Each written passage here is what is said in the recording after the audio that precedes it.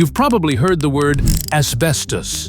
It shows up in renovation shows when a wall comes down and everyone freaks out. Or maybe you've seen those late-night legal ads. If you or a loved one was diagnosed with mesothelioma, Yeah, that one. But most people don't know that asbestos isn't just some outdated hazard from a forgotten era.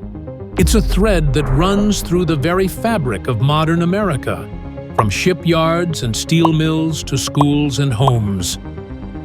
Nearly 40,000 Americans still die every year from asbestos-related diseases. And here's the wild part.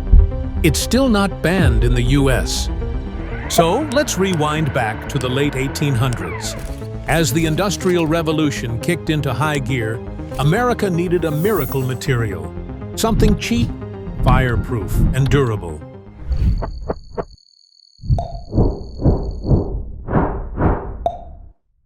It came from deep underground, a naturally occurring mineral that was woven into cloth, insulation onto walls, and stuffed into ceilings. It didn't just resist fire, it practically laughed in the face of it. By World War II, asbestos was everywhere in Navy ships, aircraft, and even household appliances. The government encouraged it. Corporations profited from it, and workers handled it daily. No masks, no warnings, just dust.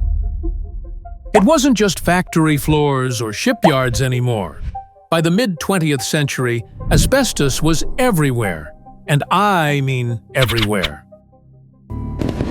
Miners, construction workers, and mechanics, they dealt with it daily. But the danger didn't stay at the job site. Workers would come home covered in asbestos dust.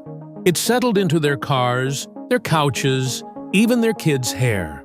Asbestos was baked into ceiling tiles, floor panels, and pipe insulation. Public schools, hospitals, apartment buildings, and entire communities are built with a silent threat layered into the walls. During World War II, the US military used asbestos in nearly every ship, insulating pipes, engine rooms, and boiler rooms. Veterans worked in these spaces for hours a day. And today, veterans make up a third of all mesothelioma cases.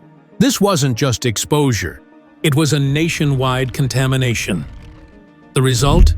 A legacy of illness, loss, and injustice that still haunts us today. This is how America got poisoned by asbestos.